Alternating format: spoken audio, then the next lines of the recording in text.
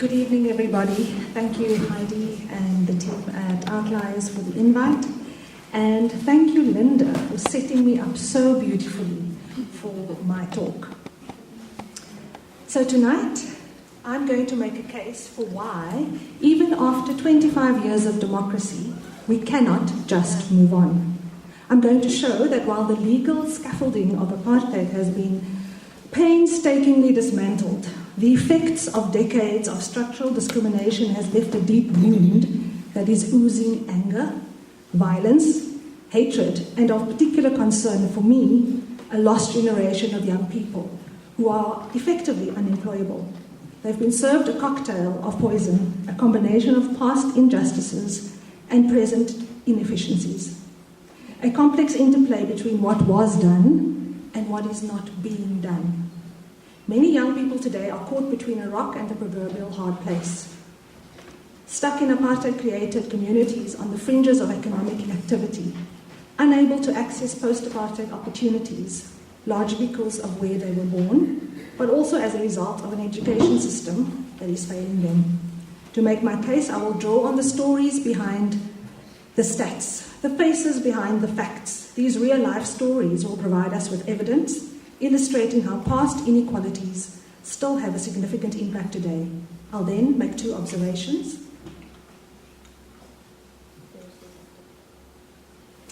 And to conclude my case, I'd like to talk about us using our superpower to move forward together. So let's look at the evidence.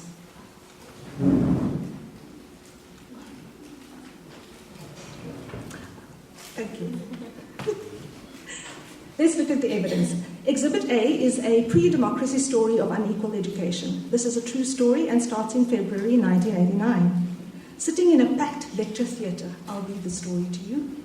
Kay still could not believe she was a registered student studying law at the University of Cape Town. For many of her classmates, this was a given. They were destined for UCT. But for Kay, well, she had just recently discovered the Centre for Higher Learning. You can only gain access to something if you know about the opportunity, right? Kay lived on the Cape Flats, close to the University of the Western Cape, a tertiary institution specifically built for coloured people during the apartheid years, and that's where everyone assumed she would go. In Kay's world, UCT did not exist until she stumbled upon it the year before. Her lack of exposure could have robbed her of a life-changing opportunity.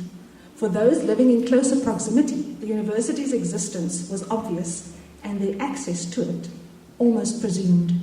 Once she discovered it, Kay was determined to study at this stately institution where she would be able to choose from a wide variety of subjects, not just the few on offer at her school. She dreamed of sitting on a grass patch discussing and solving the problems of the world with her friends. At her school, they were trying to solve the problems of their world, but there was no grass patch. They congregated on the stairwells of the gravel-covered quad. No grass in sight, just dust. 5 years on, and Kay was about to graduate. Looking back, she could not believe what she had overcome. Inaccessible spaces reserved for a select few. All those years ago, after her serendipitous discovery of UCT, nobody could help her fill in her application form. Neither of her parents had finished school, so she could not ask them for help. Nobody in her extended family or church community had ever thought of applying to UCT. "I've never seen this form," was her guidance teacher's response when Kay asked for help at school. She was on her own.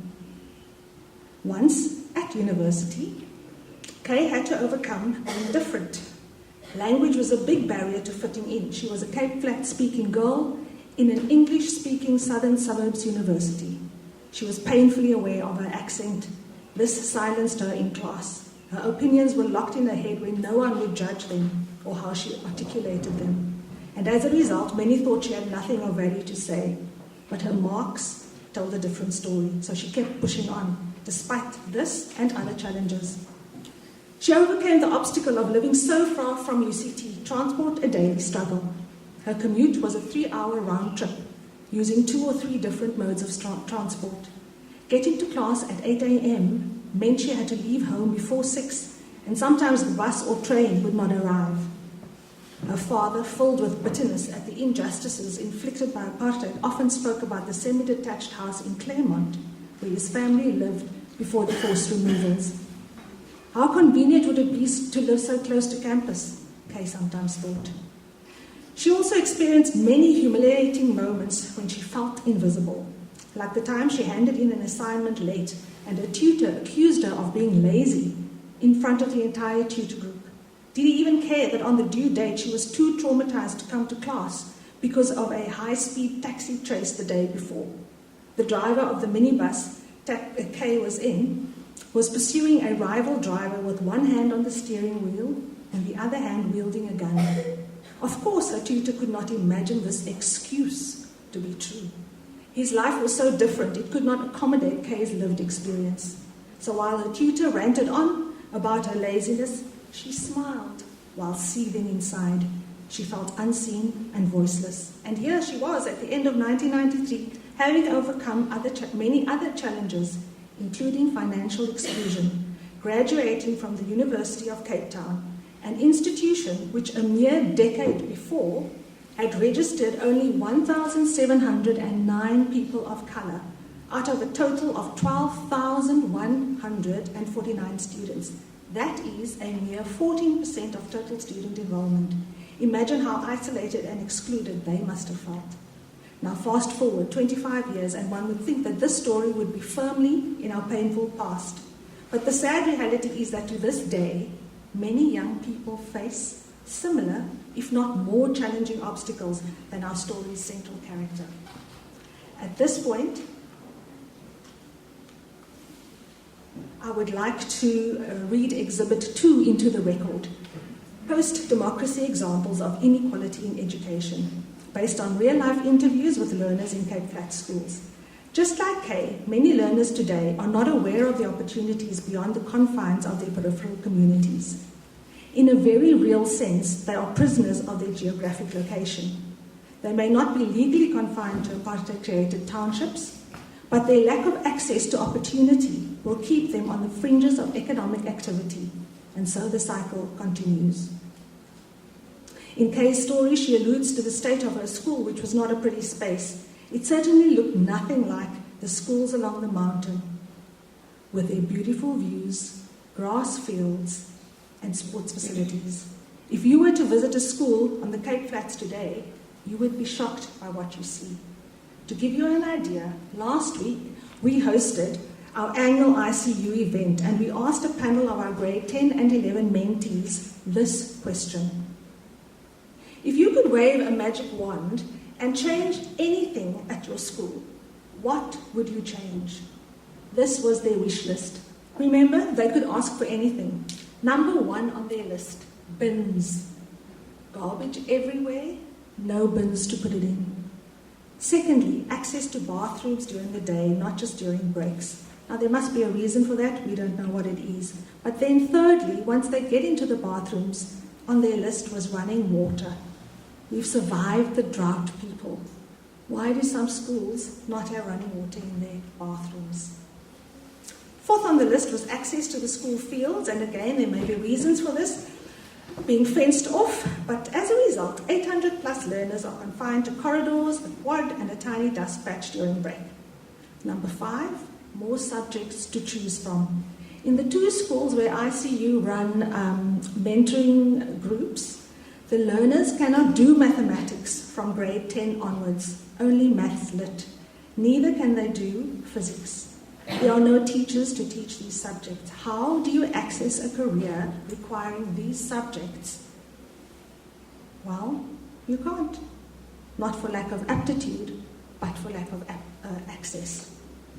Number 6 on the list were extramurals and sport. Many Cape Flats schools do not offer sport as a school activity or nor as an extramural. They don't have music, drama or art club. No choir to join, nothing. This means that the vast majority of learners coming from these communities have no hope of accessing a career in the creative arts. Number 6, a safe environment was number 7. Walking to and from school is a daily, life-threatening risk, as countless innocent young people lose their lives in crossfire. In fact, the first time when ICU visited the school, where we were hoping to run a mentoring group, was we attended a funeral of one of the learners, the grade 8 learners. Imagine not feeling safe at school or in your street every day. Let's just stop there and imagine a mom sending her child to school in the morning, not knowing if that child will return. Basic needs, and this is what our mentees would use their magic wand for. How can the children learn while fearing for their lives, surrounded by trash, distracted by the wind, howling through broken windows? How can they extend themselves if there are no cultural activities or sports activities? How can they access opportunities if their subject choice is so limited? I reflected on this list and wondered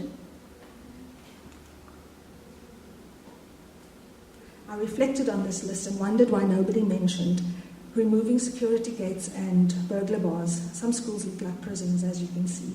Fixing the broken windows in the classrooms, repairing the ceilings, replacing the blackboards. Yes, blackboards in this day where our kids are using smartboards. Planting trees and lawn. That was not on the list. I guess when you lack running water, trees and lawn won't feature on your list. If all your life school looked like a prison, you don't necessarily expect anything else. But let's imagine that these young people actually survive school. And against all odds, some even manage to get into university or college or a teaching learnership. Transport is still a very big obstacle, unreliable and unsafe. We have one ICU graduate who lives in Heidelberg and she attends Volksberg College in Muizenberg. It can take her up to 2 hours to get to college and another 2 to get back home. Another graduate travels from Heidelberg to Tableview, where she works in a paralegal learnership program. These 2 young ladies and many others like them are severely disadvantaged by the lack of an efficient transport service. Imagine getting up early to be at class or work on time, but the train or bus does not arrive. No lecturer or employer will accept this excuse more than a couple of times. Yet this is what happens in the communities who have been pushed to the outskirts of our cities. I can list many more obstacle learners from the Cape Flats face.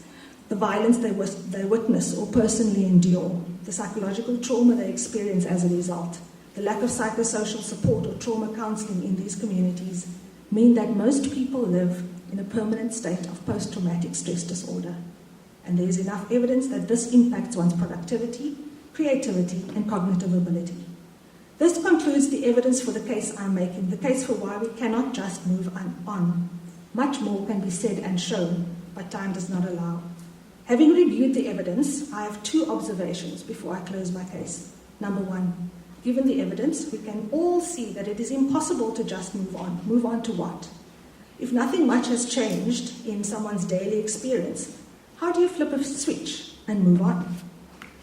Observation number 2, something has to shift. We have been going around in circles for years, some saying move on, others repeating why we can't. We have reached a stalemate. We have stopped listening to each other. Where has this gotten us? We are stuck and nobody can move forward. I'm reminded of a story close to home. In fact, in my home. My 3rd child, for reasons I won't mention, drove me to seek advice from a parenting coach. Heidi laughs because she knows her. This coach asked me 3 questions, and I invite you to ask yourself the same 3 questions. What are we doing? Has it worked? If not, do something different. Which brings me to my closing argument. My note says that I need to move. Which brings me to my closing argument. In answering the question, how then do we move forward? As Linda also said, I'd like to talk about the power of privilege. Now, I know what some of you are thinking. Oh, here it comes. She's been building up to that white privilege punchline. And depending on which side of the fence you sit, you may be shutting me out, or you may be moving to the edge of your seat thinking, this is the point where a story becomes interesting, or talk becomes interesting. But I'd like to challenge all of us to do a few things. Firstly, pause for honest reflection.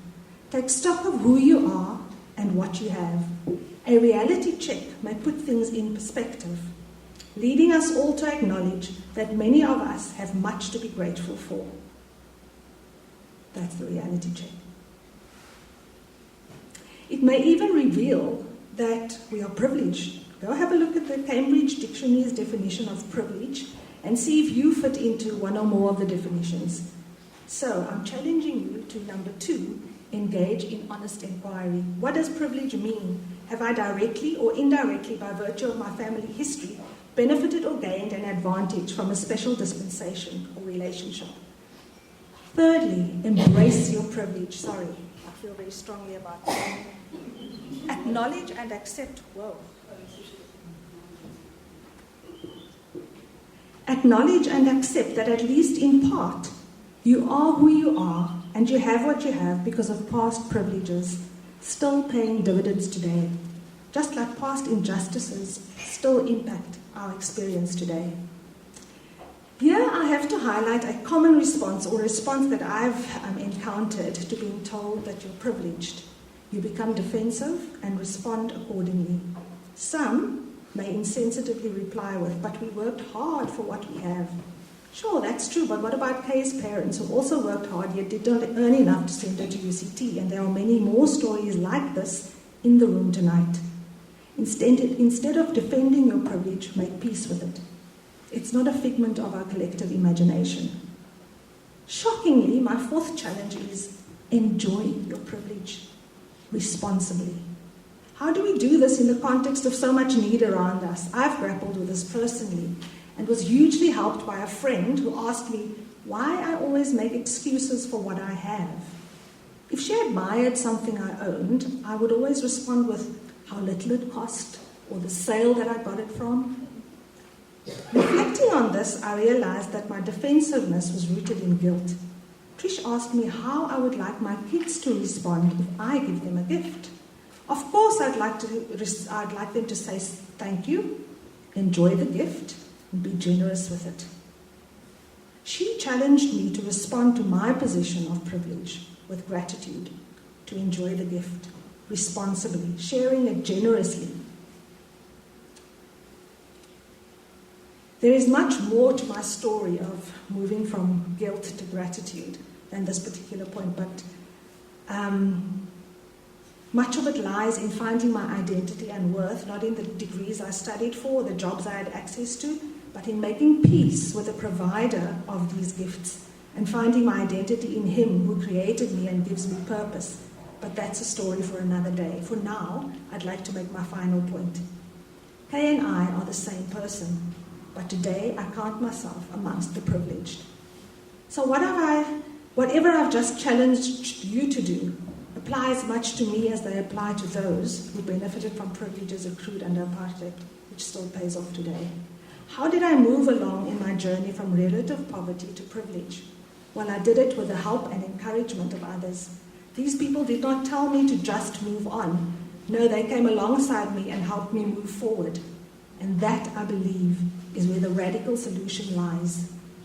Generosity at all levels of society, generosity of spirit and generosity with resources, moving others forward.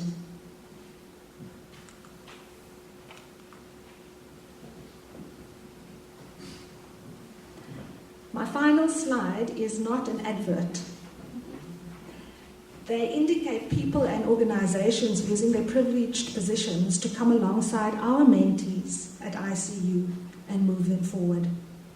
At ICU, we see bridges being built all across our divided city. We see generous people everywhere, eager to make space at their tables. And that is the message I'd like to leave with you tonight. Once you've made peace with your privilege, whatever that may look like, use it for the benefit of others. It is your superpower. Instead of thinking and sometimes saying, just move on, imagine us all embracing our unique privileges, responding with gratitude and generosity, using what we have to move others on. Imagine a Cape Town, a South Africa, where we all use our privilege to touch the life of at least one other person. Thank you.